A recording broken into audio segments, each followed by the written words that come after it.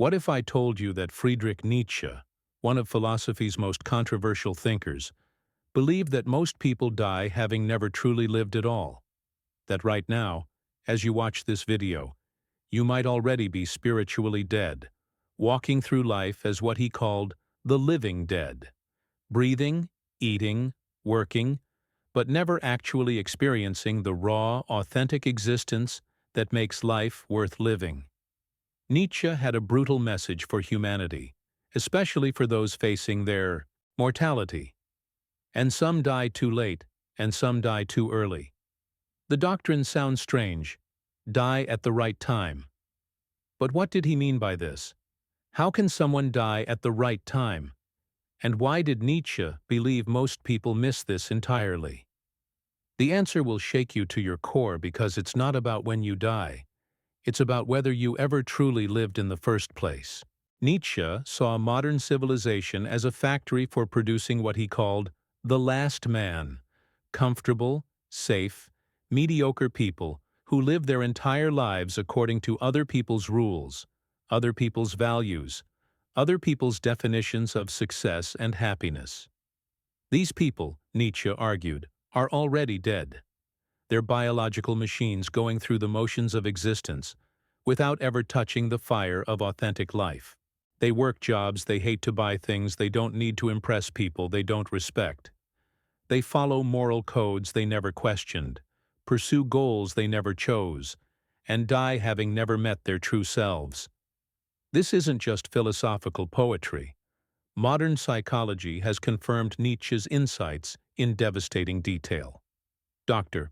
Sheldon Kopp's research on existential psychology shows that most people live what he calls scripted lives, following predetermined patterns of behavior that were programmed into them by family, society, and culture. They never develop what psychologists call authentic self-awareness, the ability to know who they really are beneath all the conditioning. But here's what makes this truly terrifying. Nietzsche believed that this spiritual death is a choice. Every day you choose between the comfort of conformity and the danger of authenticity. Every day you choose between the safety of following the herd and the terror of becoming who you actually are. And most people, faced with this choice, choose death over life. Nietzsche's famous declaration, "Become who you are," isn't just motivational speaking. It's an emergency alert. He's telling you that you have a limited amount of time to discover your authentic self before biological death makes the project impossible. He's warning you that life is too short to spend it being someone else's version of who you should be. Think about your current life. How much of what you do, think, and believe is actually yours? How much is just programming that you've never questioned? Your career path, your relationship patterns, your definition of success, your moral beliefs, your daily routines. How many of these emerged from your authentic self versus your conditioned self? This is what Nietzsche called the great health: the courage to examine everything you've been taught and keep only what serves your authentic development. It requires what he termed intellectual honesty, the willingness to admit that most of what you believe might be wrong, most of what you've been taught might be manipulation, and most of what you think you want might be other people's desires implanted in your mind. Modern neuroscience confirms Nietzsche's insights about the manufactured nature of most human behavior. Dr. Timothy Wilson's research at Harvard shows that up to 95% of human behavior is unconscious and automated. Dr. Dan Siegel's work on neuroplasticity reveals that our brains are constantly being rewired by social conditioning, media exposure, and cultural messaging. Most people never realize they're living someone else's program. But Nietzsche didn't just diagnose the problem, he offered a solution that's both terrifying and liberating.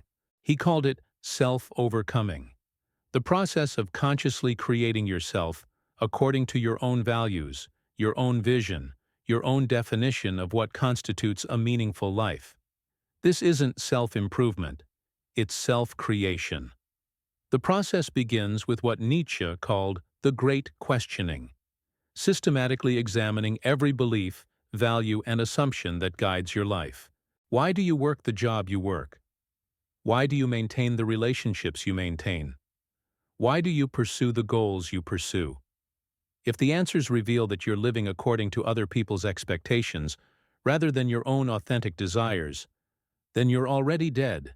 You just haven't stopped breathing yet. Nietzsche's concept of amor fati, love of fate, requires you to take complete responsibility for your life, as it is, while simultaneously taking complete control over what it becomes.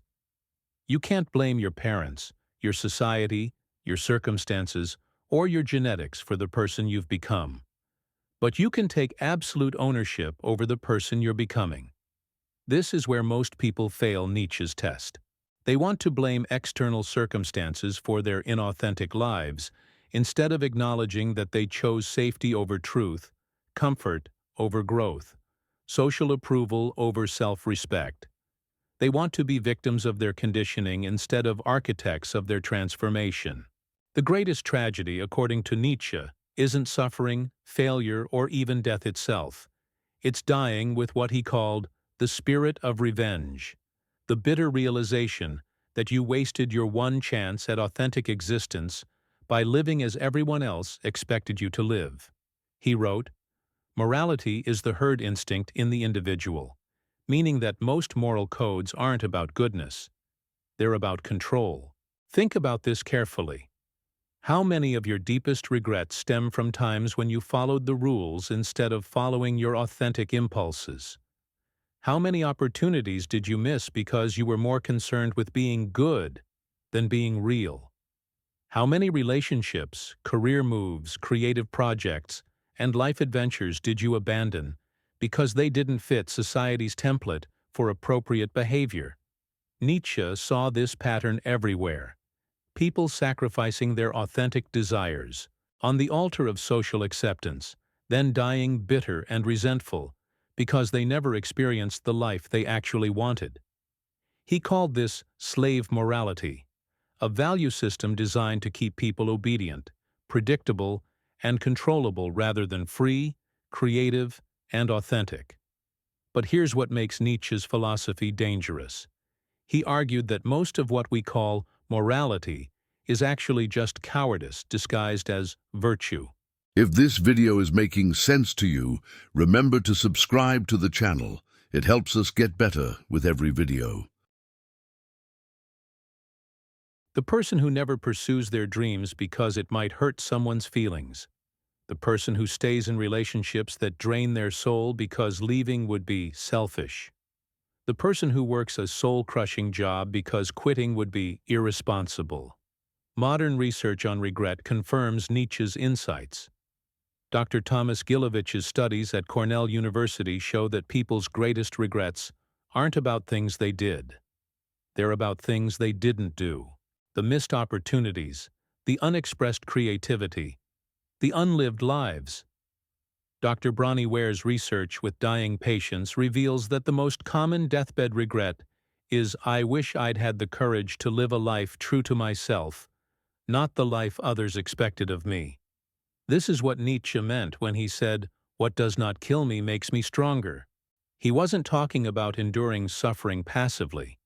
He was talking about choosing difficult experiences that forge your authentic character over comfortable experiences that keep you weak and dependent. The pain of authenticity over the agony of conformity. The modern world has made this choice even more difficult because comfort and safety are now available at unprecedented levels.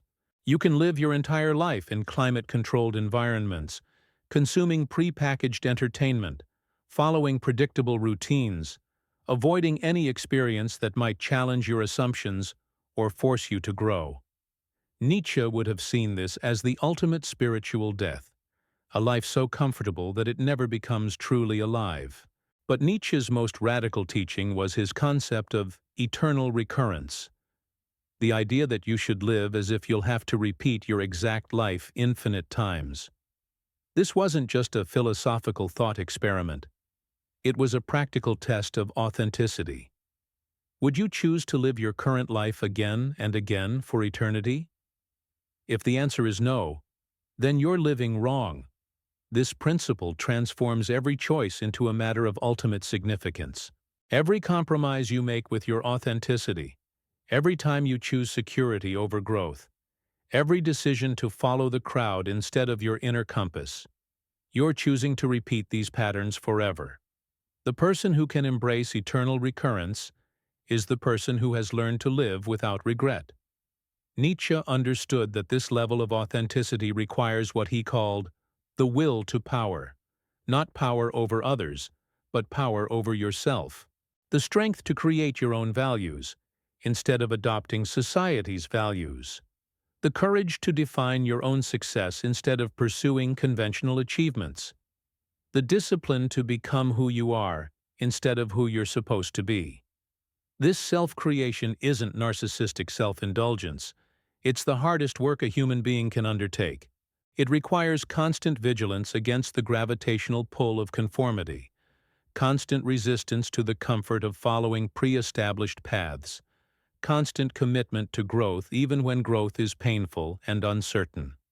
The person who undertakes this work develops what Nietzsche called the great health, not just physical wellness, but psychological robustness that comes from living in alignment with your deepest truth. You become what he termed a free spirit, someone who has broken free from the mental chains that keep most people trapped in inauthentic existence. Imagine Nietzsche standing at your bedside as the final seconds tick away. He leans in, eyes blazing, and asks one last question. Did you live as the artist of your own existence, or did you merely perform a role written by others? Whatever answer you give in that instant is the sum total of your life. No excuses, no edits, no second draft. Let's be brutally clear. If you want to meet that moment without terror or regret, you must declare war on every force that tries to make you ordinary. Nietzsche didn't promise comfort. He promised intensity. He would say, before you die, plunge into life with such ferocity that the thought of living it again, exactly as it was, feels like a triumph rather than a curse. Start by embracing the pain you keep fleeing. Mediocrity feeds on avoidance, but greatness is forged in struggle. When disappointment, failure, or heartbreak strikes, most people anesthetize themselves with distractions. Scrolling, streaming, consuming. Nietzsche's command is the opposite. Run toward the blaze. Wrestle with the difficulty until you extract its hidden power. Every setback becomes clay in the sculptor's hands. Every wound becomes raw material for self-creation. Suffering is not your enemy. Stagnation is.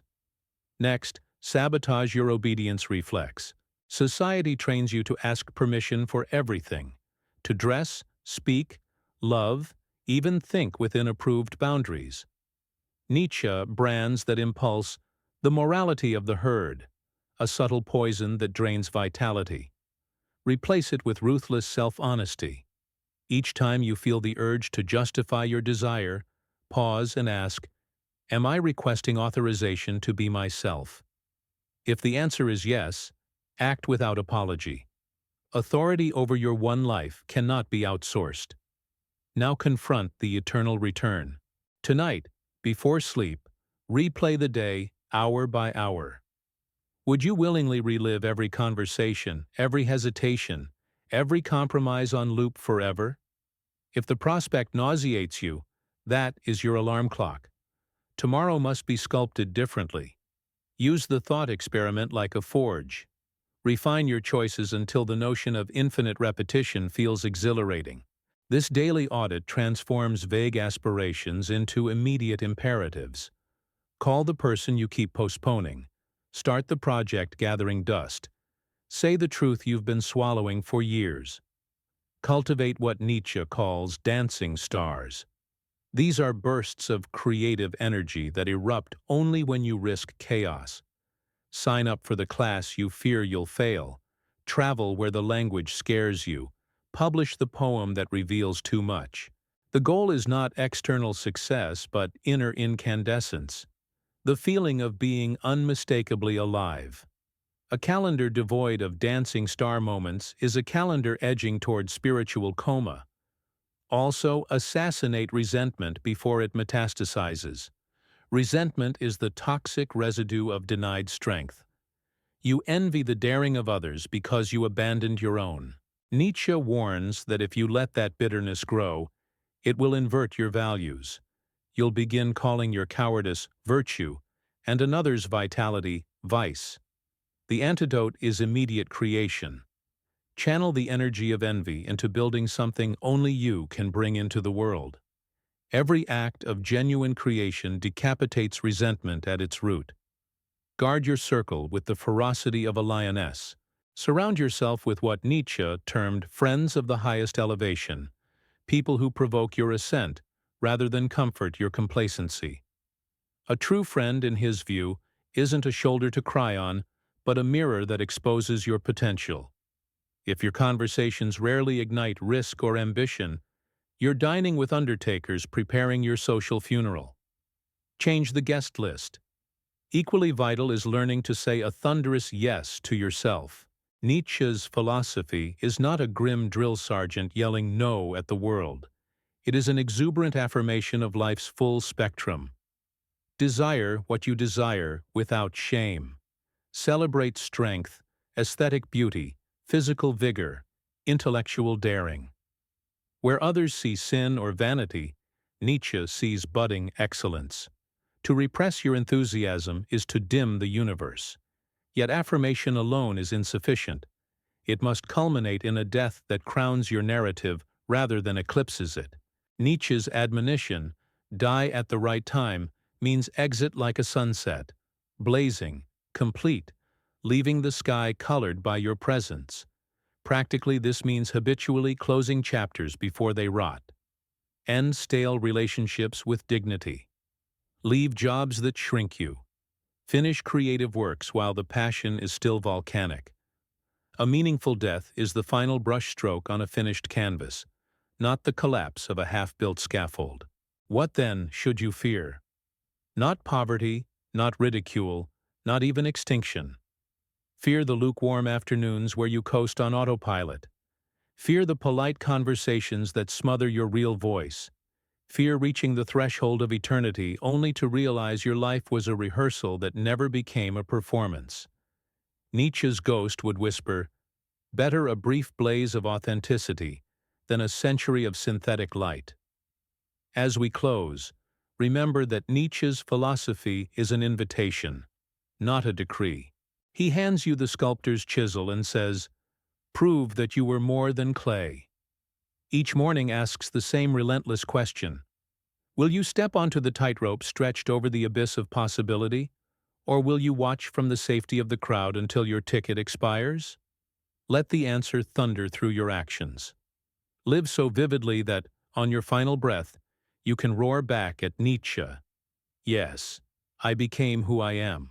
I danced with pain, defied obedience, forged meaning, and my death arrives not as a thief, but as the final crescendo of a life played at full volume. Only then will the philosopher nod in approval, for you will have done the rarest thing in any age. You will have truly lived before you die.